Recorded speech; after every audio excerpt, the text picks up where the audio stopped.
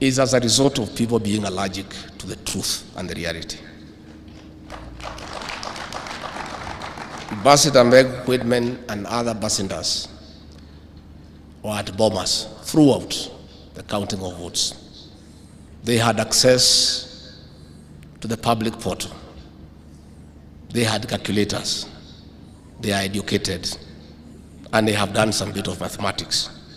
They added the numbers, they observed, and they were clear that the election was won fair and square, and it was open, democratic, and meets the best international standards.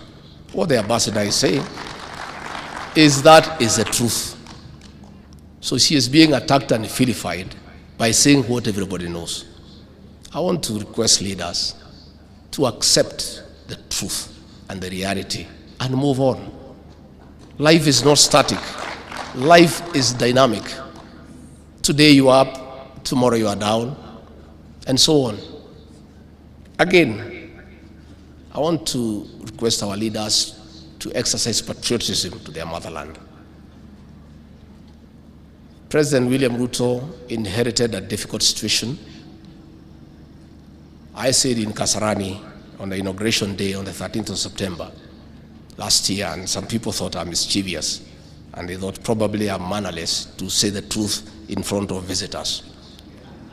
And I said the kind of economy we had inherited, and the coffers were empty, and in our stores even rats had disappeared because there was nothing to eat. And the president has embarked on a very difficult journey of the economic transformation of this great republic. Along the way, we have found good friends. Ambassador Meg Whitman, in a record time, has increased the volume of trade between Kenya and the United States, that as I speak today, the United States of America is Kenya's largest trading partner in the world. She has taken time to sit with the president, to sit with me, to sit with our cabinet ministers, to unlock business opportunities and to bring investors from America. What she deserves is commendation, not vilification for being truthful. I want to urge Ambassador Meg to ignore the noises and acclimatize to the Kenyan way of doing things. Perennial complaints year after year. She should stay focused and go on with her work. I want to say that we need also to be respectful to our development partners. You cannot speak in a public forum before national television and say that you have the capacity to recall an ambassador from the United States accredited to this country by the American government. It's simply being mischievous. As a private citizen, how would you recall an ambassador?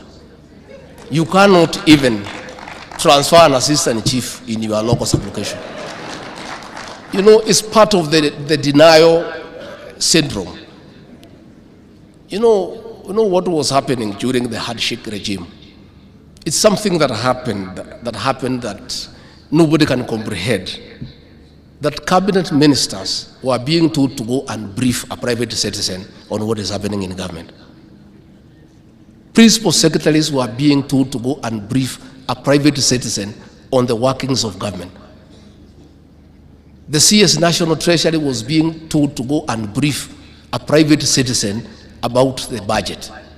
That is why that private citizen thinks he can recall the American ambassador to go back to the country. That situation is over. We have a government in place. Please just take up your rightful role and oversight the government, because that is your role.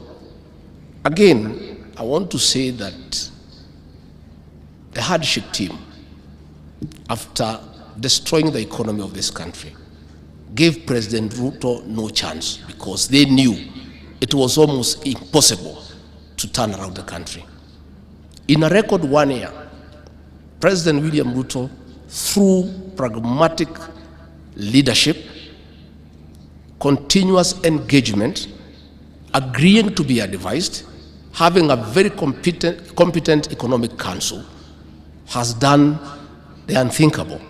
In 1 year, the economy has shown signs of recovery to the extent that for the first time in 7 years, all county governments were given their money before the closure of the financial year on June 30th.